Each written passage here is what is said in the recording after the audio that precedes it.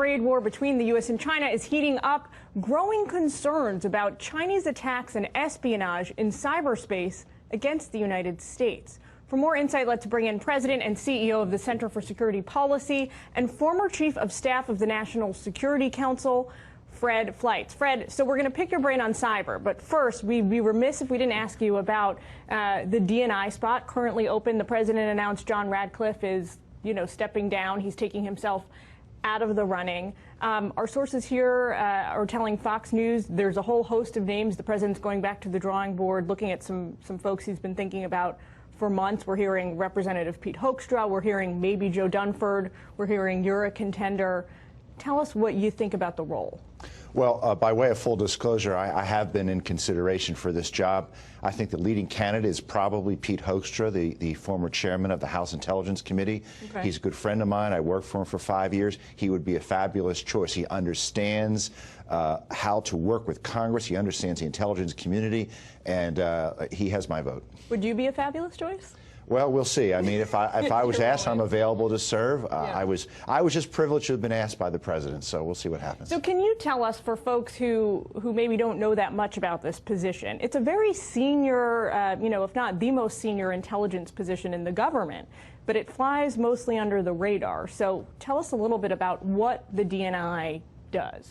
Well, it's sort of an unknown position, and it is a controversial one. It was created because of perception by the 9/11 Commission that if the intelligence agencies had shared information, they may have stopped 9/11. So the DNI was set up to coordinate the sharing of information.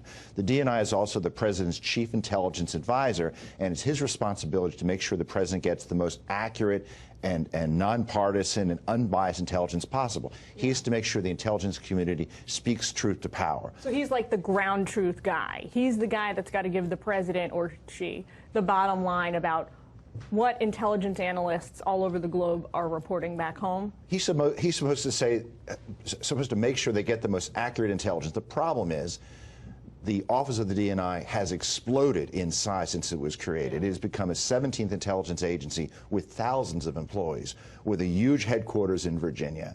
And there's all kinds of bureaucrats and officials. It wasn't supposed to be a 17th intelligence agency. Right. That's why there are bipartisan concerns about how large it is. And I know this is a concern of the president and of this administration to try to streamline the Office of the DNI so it will be more effective. Occasionally we hear murmurs about, President Trump wants to just do away with the position entirely. Is that something you could get behind?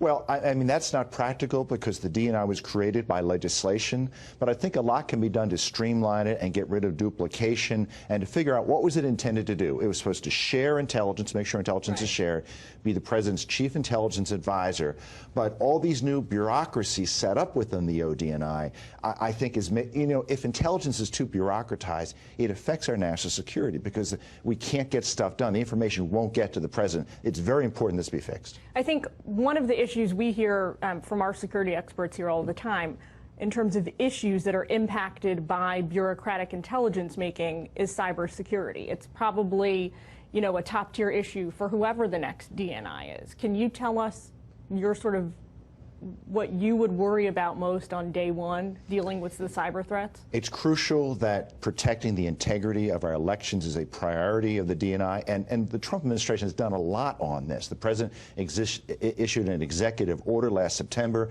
Ambassador Bolton said in November that we have been engaged in overt, offensive cyber attacks to defend our elections. My concern is that the next DNI has to deal with something that no one wants to talk about, and that is that intelligence probably was weaponized during the 2016 presidential campaign to stop President Trump from winning. And I think that there have to be procedures to make sure this never happens again, that if there's ever a reason... So is that do you feel like that's the #1 issue on the table right now? I think it's an important issue for the president, that no matter whether you think this happened or not, there have to be very strong rules that whenever it becomes necessary, maybe for the NSA to spy on the personnel of a presidential campaign, there's a very high threshold to do that. Congress has to be notified, and if intelligence officers are asked to do something unethical, such as doing that, they better report that to the Inspector General. I mean, that takes a lot of time and energy. I'm not saying it's not important, but is there time to look backwards when 2020 is so fast approaching, you know, wouldn't you be more concerned about safeguarding future elections? We have to do both. We definitely have to protect the integrity of our election. But look, there are millions of Americans who think that our intelligence community